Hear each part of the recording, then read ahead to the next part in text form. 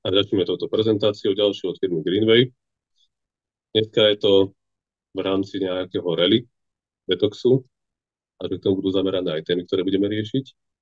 Volám sa Martin Kočík, som kondičný tréner a výživový poradca a dlhodobo sa venujem práve, ako dookola rozprávam, kombinácii moderných prístupov, štúdií, biotechnológií, biofyzike a ich kombinácii s tradičnými prístupmi rôznych véd, ktoré po tisíce rokov majú práve tieto skúsenosti a ich skĺbenie považujem za absolútne ideálne.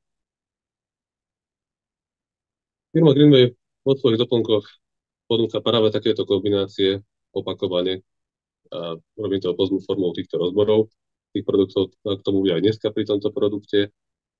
Máme trocha obmedzenejší čas ako minule, a že budem sa snažiť rýchlejšie bude rozprávať, aby som dal všetky tie informácie, lebo pre mňa je naozaj náročné do nejakých 40 minút napchať toľko informácií.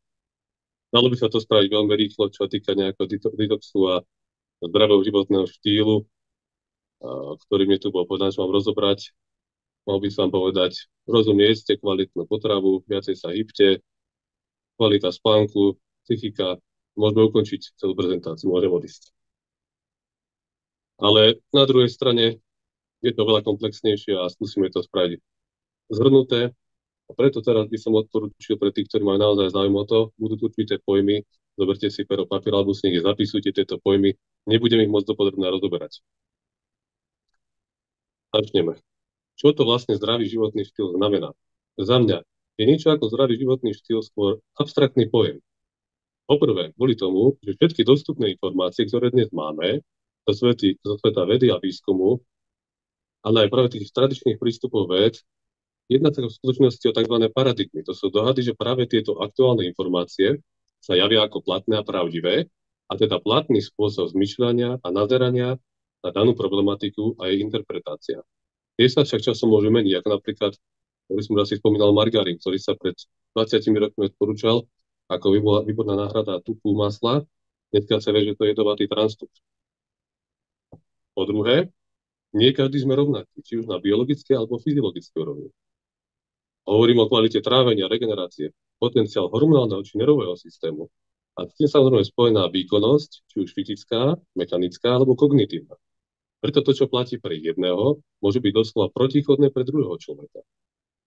Na približenie potom sa k pravdivému záveru, čo je a nie je vhodné práve pre vás, je dôležité bližšie skúmanie a osobný prístup práve spomínaných atribútov, fyzických, fyziologických, ale aj mentálneho nastavenia.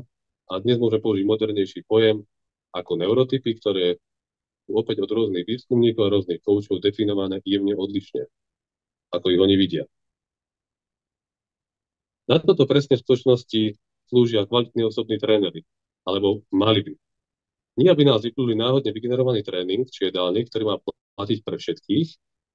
Ja osobne v tomto prípade volím určitý základ, schému, ktorá ako štartovacia línia, veľmi podobná. Rozlišuje sa hlavne na základe teda informácií, ktoré sa dozviem od klienta pri rozbore, ale bazírujem potom na tom, že je nevyhnutné túto líniu cestu postupne upravať a modifikovať na základe testovania, čo vám funguje, a komunikácie s klientom. A ja by som to zhrnul, odo mňa pojem vyslovene zdravý životný štýl, budete počuť možno len omylom, alebo ako často používaný otrepaný pojem. Môj prístup sa skôr spočíva v rozumných a strategických rozhodnutiach, ktoré zvýšia kvalitu vášho života a jeho celkovú výkonnosť.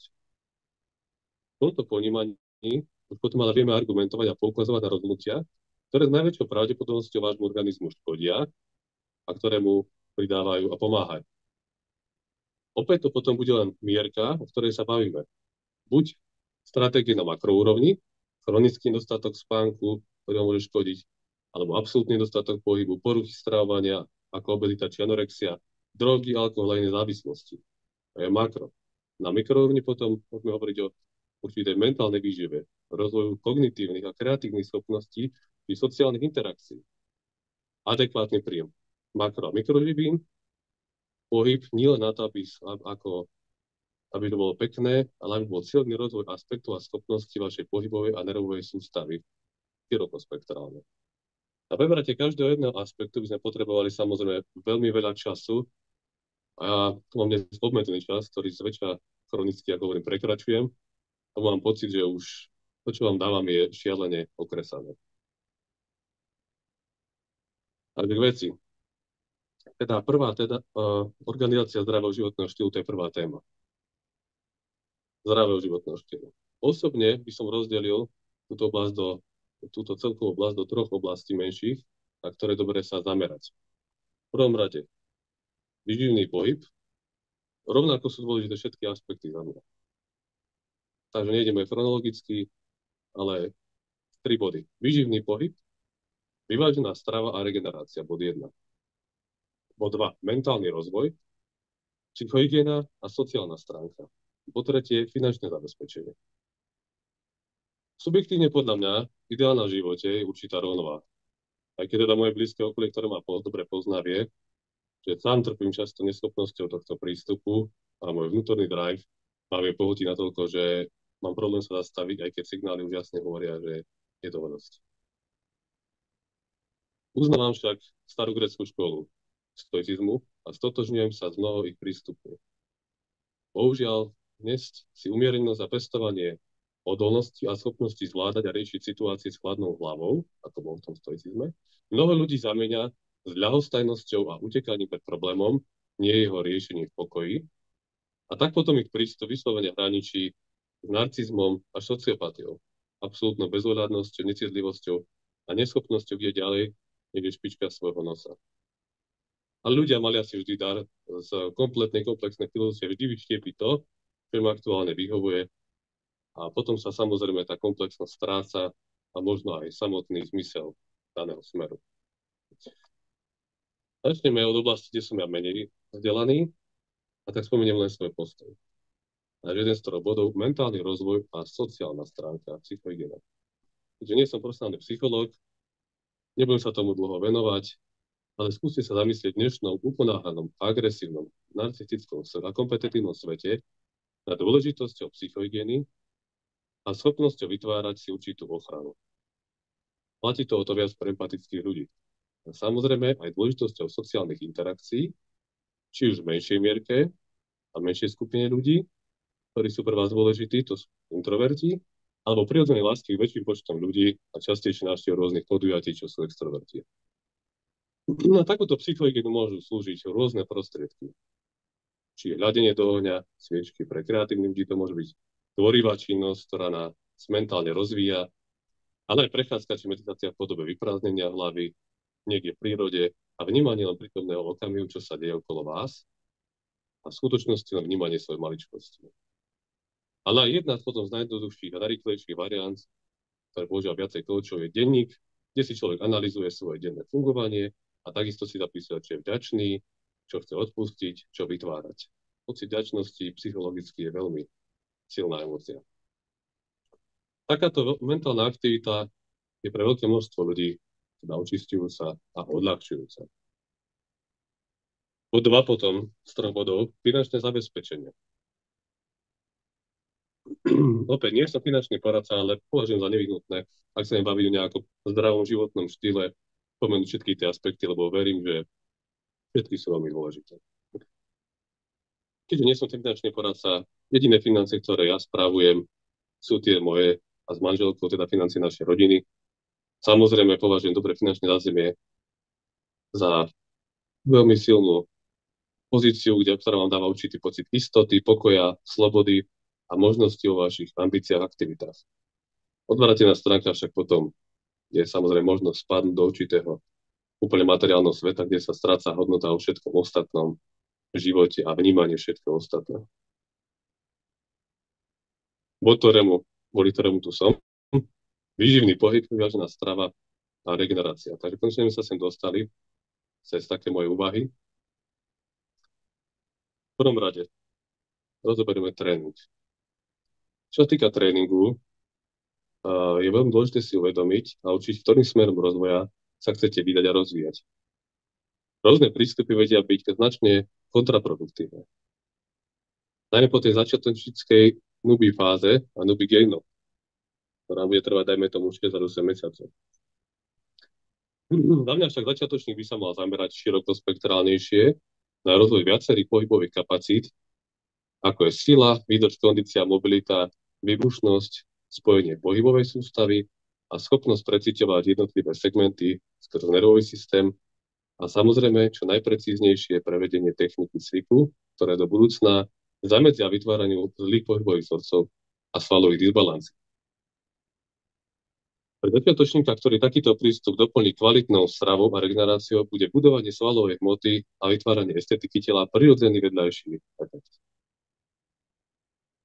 Pre začiatok pohyby, ktoré môžete prevádzať, budú hlavné pohybové vzorce, to sú tlaky a príťahy vrchnou časťou tela, nejaký tlak, nejaký príťah vrchnou časťou tela, potom tlaky spodnej časti tela, najčastejšie používaný drep alebo výpady, a potom nejaký pohyb, tzv. Po anglicky hip hinge, v spodnej časti tela, čo je vlastne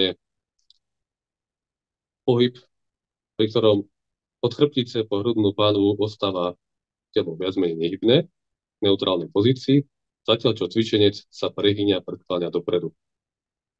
Napríklad typicky na to je dobrý rumúnsky mŕtvý ťah alebo mostíkový zdvih. Potom už rozvinutejší prístup môže byť napríklad rozdelenie na tlaky a príťahy vertikálne a horizontálne pri vrchnej časti tela. Čiže existuje tlak horizontálny, tlak vertikálny, takisto príťah vertikálny, príťah horizontálny. V oblasti hypertrofie, čo je teraz také najviac moderné, najviac in, to znamená budovanie tej svalovej hmoty, až do fázy mierne pokročili a vrátane sa odporúča momentálne rozmedzie celkového týždennej práce, objemu práce 10 až 20 cvičebných sérií na body part. Najmä teda je to v prípade čistej hypertrofie s nejakým vedľajším nárastom síly. A tam potom dôležitú úlohu aj tam má tension tooth, skrátka, to je vlastne obdobie, pod akým je ten sval pod napätím. Nové štúdie, ktoré robili však nedávno na skupine už pokročilých cvičencov, ktorí vtedy boli schopní už drepovať 140 kg na svojom chrbte, na klasický back squat, drep, s veľkou osou, kde robili na rôznych skupinách test, aká je tolerancia, pri ktorej ešte títo cvičenci napredovali a rastli, tak zistili, že optimálny rast bol až pri 52 sériách na kvadriceps týždenne. To je obrovský objem, obrovské množstvo. Samozrejme šlo práve o tých pokročilých cvičencov. Je jasné, že pri takomto objeme človek nie je schopný na každý ten body part regenerovať 52 sérií týždenne, pokiaľ nebere nejaké steroidy, nejaký doping. To neexistuje. Čiže pre začiatočníka celkový rozvoj s týmto objemom, pre pokročilého potom môžeme voliť tento prístup, kde je napríklad až tých 52 sérií, čo už je naozaj za mňa extrém. Určité špecializačné cykly, kde niektoré bodyparty sa stiahnu, dajme tomu iba na tých 10 sérií týždenne a viac menej sa udržiava. A sila, ten svalový už na tých svaloch. A chcete vyťahnuť nejakú inú časť, ktorá napríklad zaostáva. V tomto prípade to bol kvadriceps. A že pre pokročilých sú lepšie, pokiaľ chcete sa posúvať, možno, že tieto špecializačné cykly. Opäť však apelujem, dôležité sú samozrejme aj ostatné aspekty, ako kondícia a výdrž, mobilita či výbušnosť. Nie len sila a svalová hmota estetika. Ďalší, ktorý rozoberieme, je strava.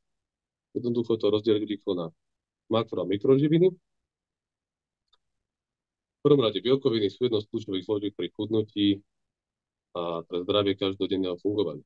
Ľudský organizmus, ktorý nezískava dostatok bielkovín, sa doslova rozpadá. Dôkazom tohto procesu môže byť nielen ochabnutá koža, slabé svaly, ale taktiež oslabený imunitný systém, apatia či únava. Oficiálne odporúčaná denná dávka príjmu bielkovín je 0,80 g na kilogram hmotnosti, čo ja považujem za dosť málo. Pre aktívnych ľudí je to určite málo, ktorí sa chcú niekam posúvať. Pre fyzicky aktívnych ľudí by mal byť potom príjem pohybovať sa skôr niekde nie 0,80 g na kilo, ale 0,82 g na litru telesnej hmotnosti, čo je 1,83 g na 1 kg hmotnosti. ešte raz 1,83 gramu na 1 kilo. Je však absolútne minimálne, príjem odporúčam na úrovni aspoň 1,30 gramov na kilo celkovej telesnej hmotnosti. Ak sa nebavíme potom jedincovi samozrejme s rapidnou nadváhou. V prípade ľudí s vyššou nadváhou už je potom vhodný denný príjem prepočítavať skôr na tzv. Lean body mass, to je vlastne celková hmotnosť minus telesný tuk. A túto hmotnosť dávať teda potom krát aspoň 1,30. Ďalšou makroživinou sú tuky. Príjem tukov sa odporúča zhruba na rovnakej úrovni u atletov ako u bežných ľudí, čo je zaujímavé, ktorí teda nevykonávajú vrcholovú fyzickú činnosť. Je to na úrovni 20 až 20 z celkového denného príjmu potravy počítaného vo forme energie, kilokalórií alebo kilojoulov. Menej ako 15 sa neodporúča a takéto hodnoty nie sú podporované takmer žiadnym vedeckým podkladom. Menej teda ešte raz ako 15 Samozrejme opačné prístupy existujú, ako napríklad keto dieta, keď sa takýto denný príjem pohybuje na úrovni 70 až 80 celkového denného príjmu energie vo forme tukov. Pochopiteľne na to, aby takéto stravovacie spôsoby fungovali, sú v nich nevyhnutné určité modifikácie, ale vzhľadom k osobitosti a jedinečnosti každého človeka, ktorý vyplýva z jeho genetického fondu, zmysel dávajú vysokotukové ako aj vysokosacharidové diety. Zistilo sa, že ľuďom jelbočím, ktorí pochádzajú teda a nosia gen od severanov, chýba gen, ktorý spôsobuje efektívne štiepenie sacharidov. A má to zase raz úplnú logiku, pretože v tých totálne severných oblastiach nordických nebolo to také množstvo tej sacharidovej potravy, tých plodín, tých ovocia. Takže oni sa živili prevažne pravdepodobne rybolovom a lovom a možno nejakými korienkami. Preto ten metabolizmus sa vyvíjal iným spôsobom ako u južanov a v tých teplejších oblastiach ľudí, kde práve je veľký prísun a možnosť veľa pestovania.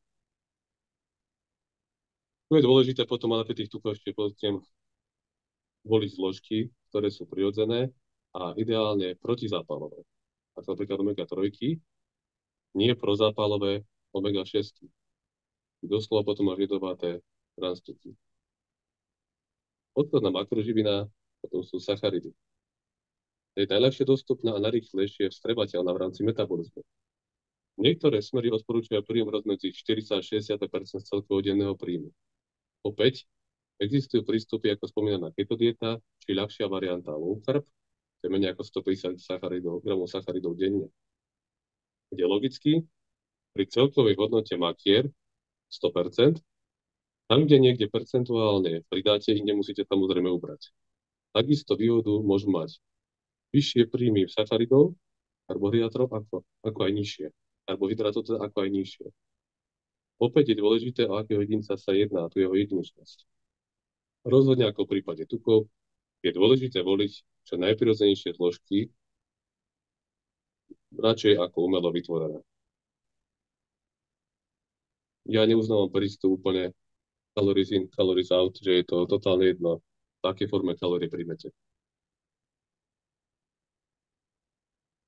Nastavíme sa týka starých mikroživinám. Sem patria minerály, vitamíny a stopové prvky. Tuto fakt nemám ani náznakom šancu rozobrať v tejto prednáške. Jediné, čo tu poviem je, že tak ako som v mojich minulých prednáškach, ktorým sa asi viete dopatrať, uvádzal príklady dopadu nedostatku vitamínov a minerálov a naopak prínosu pri ich dostatočnom príjme, môžete si teda pozrieť v prednáškach prednáškach.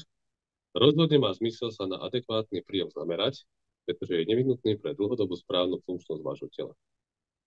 Zamerajte sa predovšetkým na ten najdeficientnejšie v našej populácii. To sú vitamín D, magnézium alebo horčík a zinok. A voľte ich varianty v chelátových väzbách pre tú najlepšiu vstrebateľnosť. V anorganických formách najčastejšie ako napríklad oxid, uvediem oxid magnézia, tá vstrebateľnosť je len okolo 4%. Chelátov to je 80-90%. Tu doplníme teda, potrebujeme nejakým spôsobom príjmať stravu, aj napríklad v tomto detoxe, čo v najľahšej forme. A tu uvedieme práve príklad Balancer Adept od firmy Greenway. Znova si rozoberieme, čo všetko obsahuje. Je to jedna z možností, ako ľahko práve doplniť dostatočné množstvo príjmu bielkovín, ako aj pomocou iných doplnkov. Tu máme jednu variantu. Balancerát pomáha naplniť za každodennú stravu bylinnými výsadami a práve príjmom bielkovín. Založená na kvalitných rastlinných bielkovinách a mlieku z extraktov z kokosovej dužiny, vďaka ktorému sú nápoje naozaj chutné a syté. V prvom rade teda, čo obsahuje? Obsahujú kokosovú dužinu, tak to ukážem, v troch rôznych príchutiach, káva, vanilka a bobulovité ovocie.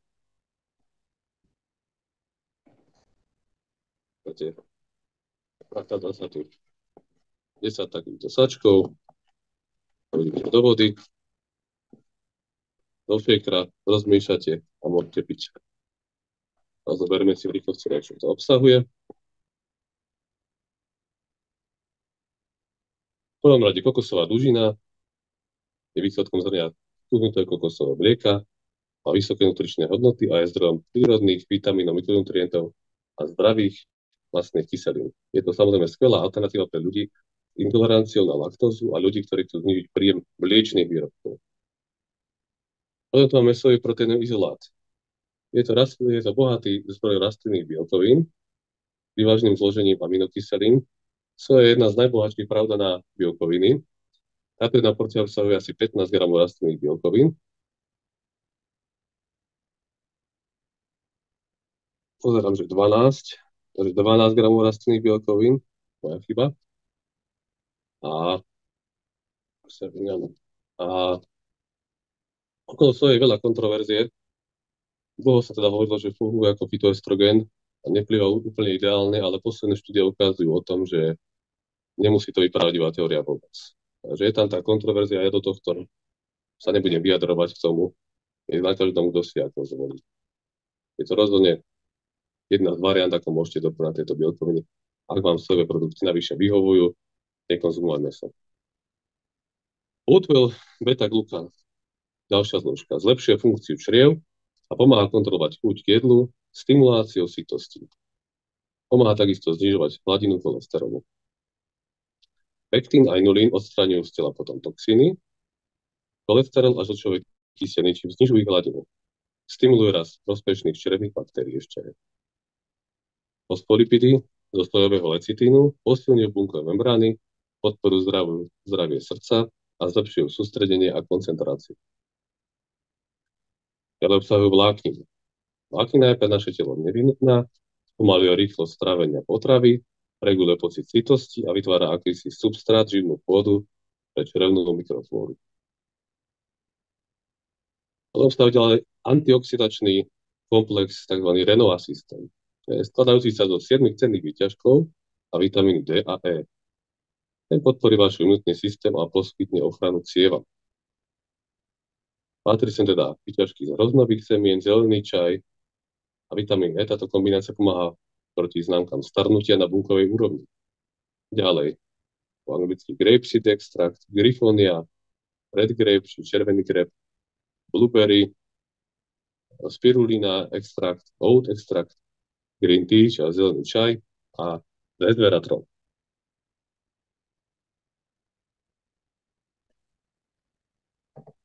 Extrakt napríklad tých čučoriedkových kličkov, čiže tých blueberry sprout, zlepšuje odolnosť proti vizuálnemu stresu.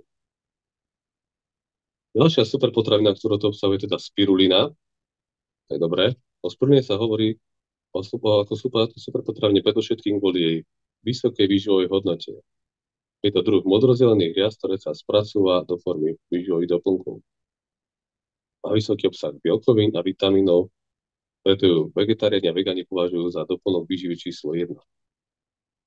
Výskumníci navyše potvrdili antioxidačné a protizápalové vlastnosti spiruliny. Navyše je ľahko stráviteľná a je skvelou voľbou, ak si chcete napraviť oslabený imunitný systém. Ďalej, v rámci EU platných nariadení má spirulina schválené zdravotné tvrdenia nasledujúce. Prirodzená obranyschopnosť imunitného systému, antioxidant aj kontrola telesnej hmotnosti, normalizuje hladinu cukru v krvi, Pôsobí na tónus a celkovú vitalitu a na svalovú hmotu. Spirulína potom dokázateľne zmierňuje alergické príznaky, keďže znižuje aj hladinu histamínu v tele. Ďalšia zložka je teda vitamín E. Je to v prvom rade významný antioxidant a teda chráni bunky v tele pred rozkladaním a udržiava ich v dobrej kondícii. Najmä z tohto dôvodu sa vitamín E častokrát spája s procesom regenerácie bunky. Význam vitamínu E v našom tele môžeme pocítiť pri procese hojenia rán alebo jaziek. No pozitívne pôsobí aj pri kožných problémoch. Okrem toho, tento vitamín pomáha predchádzať aj srdcovo-cievnym chorobám či rakovine. Potom tu máme posledné dve zložky, a to je resveratrol a vitamín D. A resveratrol ako látke prisudzujú mnohé pozitívne a priaznivé účinky na organizmus, najmä v oblasti antibakteriálneho a antioxidačného pôsobenia. Je však dôležitý aj v sexuálnej oblasti, najmä plodnosť, ale ako afrodiziakum. Látka má protektívne účinky na pohlavný systém, čo zlepšuje plodnosť a potenciu mužov i žien. Ďalej pôsobí na normalizáciu hormonálneho systému, a teda na hormonálnu nerovnováhu, na normalizáciu a správnu funkciu inzulínu v tele a opravuje teda nejaké metabolické poruchy, pričom sa využíva na prevenciu cukrovky druhého typu a je dôležitá aj pre správne fungovanie kardiovaskulárneho systému a pomáha znižovať vysoký krvný tlak. Na záver vitamín D, ako som spomínal, jeden práve z tých najdeficientnejších. Poznáme v dvoch formách, a to ako vitamín, ktorý konzumujeme, a takisto ako hormón, ktorý naše telo vytvára. Vitamín D získavame prirodzene pôsobením slnečného žiarenia na pokožku a sietnicu oka, takže sa z tele z formy proaktívneho vitamínu D mení na aktívnu formu. Takže aspoň 20 minút denne bez opaľovacieho krému. Pričom v zimných mesiacoch môžeme nedostatok vitamínu D doplňať práve jeho suplementáciou. Vitamín D má kľúčový vplyv na naše zdravie. Okrem toho, že zabezpečuje normálny vývoj a metabolizmus kostí, je nevyhnutný na správne delenie a diferenciáciu buniek. Takisto priaznivo pôsobí na imunitný systém, sekréciu inzulínu, reguláciu krvného tlaku a iné pre život nevyhnutné procesy. V podstate môžem povedať, že vitamín D je nutný na vývoj a rast a udržiavanie celkového zdravotného stavu organizmu od úplného počiatku vývoja plodu až po koniec života. Poslednou teda výhodou, ktorú uvediem pri týchto produktoch a proteínových doplnkoch, ako je Balance Adept, naozaj potrebujete len shaker a vodu, môžete si ten sáčok zobrať do kabelky, pomaly aj do vrecka, není veľký, zarobíte si ho niekde v robote a máte vždy ten prísun tých bielkovín, ktoré potrebujete. Nakoniec tieto doplnky neobsahujú vôbec laktózu, maltodextrín, lepok, ani žiadne GMO zložky či cukor. Poslednou staťou, čo sa týka nejakých, už nebudem ani zdravý životný štýl, poviem stratégií, vrátime sa k tej téme, je teda regenerácia. Tu je najdôležitejší spánok, a pokiaľ trénujete odstupy medzi tréningami. Neplatí vždy v tréningoch, že viac je viac. Niekedy menej môže byť viac. Túto stať som si nechal nakoniec z jednoznačného dôvodu.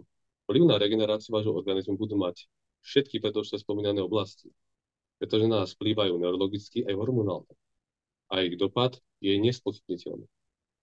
Pri neustálom strese a utrapách bude vaše telo produkovať hormóny s tým spojené a tak vytvárate prostredie, v ktorom pri takejto produkcii hormónov, ktorá v minulosti, keď si doberieme, netrvala tak dlhý časový úsek, to naozaj bolo utekaj alebo bojuj, je vaša regenerácia minimálna, keďže signál pre telo, keďže práve to telo vytvára signály pre telo, útok alebo útek. A keď sa v tomto dlhodobo nachádzate v tomto stave, to prostredie je v dlhodobom naladení. Tým pádom stále dávate signál zachránca a nemajú čas na regeneráciu. Navyše neustálými dopaminovými špicami alebo pikmi, ktoré sú tiež veľmi moderné dneska, a ich dane väčší ešte prepad, tak ako špica je vysoko, tak je hlboko prepad. Ako pri drogách, na dlhodobom spektre sa nebudú javiť ako efektívne. Keďže práve ako pri drogách, dávka musí byť čím ďalej tým vyššia, aby bola účinná. Takisto neustále preťažovaný nervový systém a centrálny nervový systém bude mať dopad akurát na celkovú vyčerpanosť tela.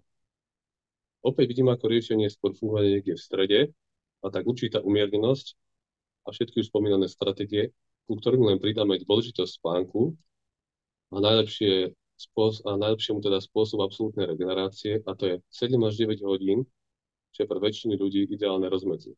Ale opäť môže lavírovať na základe aktuálneho života na dni, ktoré vediete. Môžete mať ľahšie, ťažšie dni, tým pádom tá regenerácia môže byť menej potrebná alebo potrebnejšie pre to telo.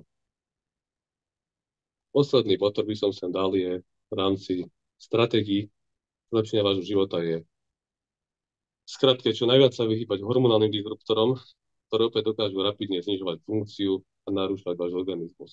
A ako som už povedal, dbať práve na prísun tých najdeficitnejších živín, dôležité pre teba. Ešte tu máme dve témy. A už dosť málo času. Detox. Môj prístup. Podotknem hneď, že ja nie som nejaký zastanca takýchto programov, pretože považujem za dôležitejšie práve robiť každodenné rozhodnutia, ktoré zvyšujú kvalitu vášho života, než voliť nárazové aktivity a potom cyklicky padať a vrácať sa k návykom, ktoré vám v skutočnosti neslúžia a nejako neprospievajú, či naopak vám až škodia. Pre mňa je doslova absurdné, aby človek, ktorý denne robí závažné rozhodnutia, ktorými cieľne, rapidne intoxifikuje svoj organizmus, ako vyfajčenie krabičky cigaret denne, veľmi časté pitie alkoholu, nespomíname závažnejšie ako drogy, ide absolvovať potom detoxifikačné programy v trvaní pár dní, aby mohol chvíľku na to pokračovať v svojej milovanej intoxifikácii. V tomto prípade za mňa je treba skôr začať od koreňa problému.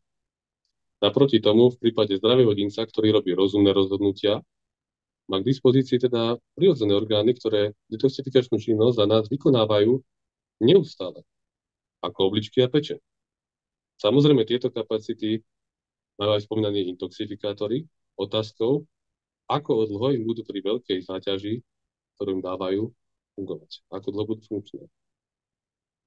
Uznávam však, že detoxifikačné programy majú svoje miesto, či už ako na naštartovanie pozitívnych zmien, či pre ľudí, ktorí už pozitívne rozhodnutia zmeny robia, ale majú zdravotné komplikácie a chcú takýmto spôsobom uľahčiť a pomôcť svojmu telu, alebo dokonca mentálne rozbehnúť určitú mašinu, ktorá ich dovedie k celkovej pozitívnej zmene životného štýlu.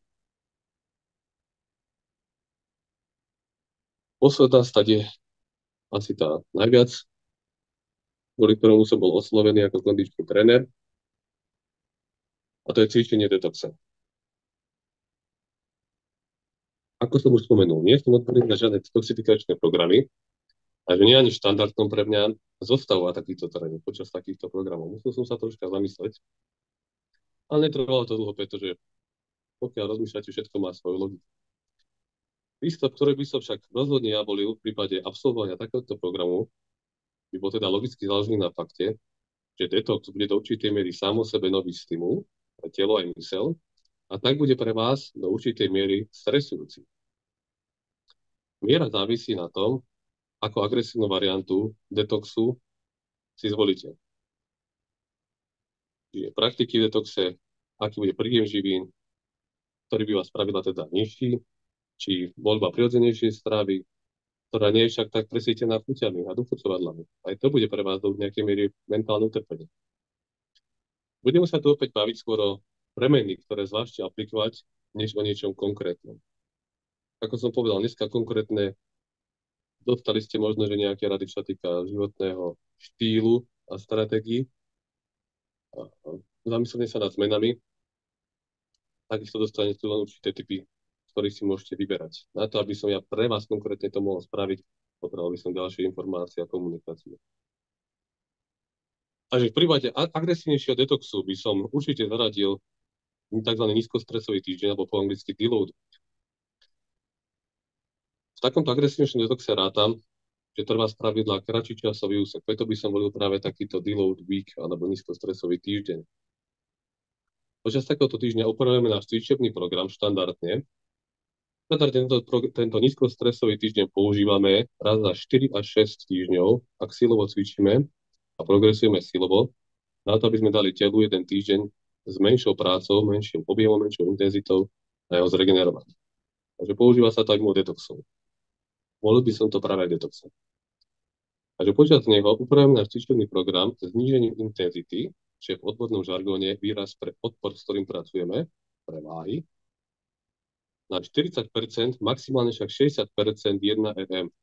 1RM maximum, čiže maximálky. To znamená, aby to bolo jednoduché, ak benčujem 100 kg, nemôžem pracovať na viac opakovaní viac ako 40 až 60%. Tejto váhy, čiže 40 až 60 kg na nejaký viac opakovaní. Ak moja maximálka je 100 kg. V prípade môže byť aj snížením teda celkového pracovného objemu. Čiže znižíme aj množstvo celkovej práce, čiže buď sérii, alebo opakovanie v rámci jednej série. Aj keď bude pre niektorých ľudí pokúšanie možno počas započatia zmeny v životnom štýle skúšať aj nové cviky, v takomto deload weeku, nízkostresovom týždni sa takáto činnosť neodporúča. Nakoľko opäť pre telo, aj keď nebudete používať veľké odpory, je to nový stimul, s ktorým sa musí vysporiadať. S tým sa súvisí aj ideálne rapidne ďalej nenavyšovať denzitu alebo cvičebnú frekvenciu, že poviem si, budem mať kratšie pauzy medzi setmi, alebo denzita, alebo budem mať frekvenciu vyššiu, čiže budem častejšie cvičiť, nebudem cvičiť 4 dní do týždňa, ale pomálo 6 dní do týždňa. To sú všetko nové stimuly, ktoré to telo nepotrebuje. Je to záťaž pre mňa, s ktorým sa musí vysporiadať. Skrátke povedané, takéto tréningy by nemali počas tohto agresívneho detoxu byť prudko stimulačné, namáhavé ani nejak zdĺhavé. Uvediem ešte pár príkladov, ako krátku paletu, z ktorej možno voliť. Ak je detox dlhší potom, nebavíme sa o drastických znižovaniach príjmu energie, stále odporúčam znižiť objem práce a sústrediť sa na kvalitu práce, čiže techniku a primárne udržanie síly, kvalitu šliach a mobility. Dobrá schéma na toto je napríklad Wendlerov, dvojitým V, Wendlerov P31 protokol. Shoutout Jimovi, veľmi dobrý program. Plus nejaký malý objem asistenčnej práce. Na opačnom spektre tréningy ako GVT alebo German Volume Training, objemový tréning, v takomto období považujem za absolútne nevhodné práve kvôli veľkým objemom práce. Aj pri tých menej drastických detoxoch. Pre fanúšikov nízkointenzívneho cvičenia ako yoga, pilates, jogging či plávanie, nebavíme sa na úrovni samozrejme maratónu ani triatlonu, to sú vysokostresové záležitosti, tento typ športu môže byť zachovaný. Úprava akurát by som volil opäť znížením objemu, prípadne pokiaľ životný štýl dovoluje. Opäť nízkostresový, keď je životný štýl, kvalitný spánok, strava, regenerácia, udržať výkon, nesnažiť sa ho však za každú cenu navyšovať. Pre ľudí, ktorí vôbec nešportujú, odporúčam minimálne zaradiť prechádzky, eventuálne svižnejšie prechádzky v kombinácii s kompenzačným tréningom, vašej bežnej každodennej činnosti, alebo prípadne problémových partí. Pokiaľ mám sedavú robotu, používam sa štandardne cviky ako facepuly, ktoré robia opačný pohyb. Namiesto toho, kde mám všetku tú polohu dopredu, potrebujem robiť prácu dozadu, priťahy. Takýmto spôsobom a menšou prácou sa možno práve otvoria dvere do sveta pohybu a možno neskôr svoje pôsobenie rozšírite a nájdete v tom lásku. Na záver v tejto zopakujem, dôležité je dbať na minimálne prebytočné zaťažovanie tela a na kvalitu regenerácie, ktorá môže a pravdepodobne bude znížená zmenami spôsobeným detoxifikačným orgánom a s tým zväčša aj nižším príjmom energie, vďaka ktorému bude prirodzene obmedzená tolerancia tréningových premenných. Intenzita, objem, denzita či frekvencia. Boj, ktorému sa budete venovať, bude mať slúžiť len na zachovanie vašich funkčných kapacít a zachovanie kvality vašich svalov, spojivého tkaní vašich klubov a v prípade pohybu aj vašej neuromuskulárnej kapacity. To je zmysel tréningu počas takýchto detoxov. Nič viac. Už sa nám končí čas. Týmto sme sa dostali k záveru tejto prezentácie, kde sa musíme rozlúčiť. Viem, že veľa vecí, ktoré sa tu dnes rozprávali, odzneli, neboli konkrétne veci. Na toto by som spomenul, nie je možné širokospektrálne proste to robiť a definovať. Treba ten osobný prístup. No boli urobené nejakých úvah a sfér, na ktoré považujem, že je nevyhnutné sa pozrieť a prehodnotiť.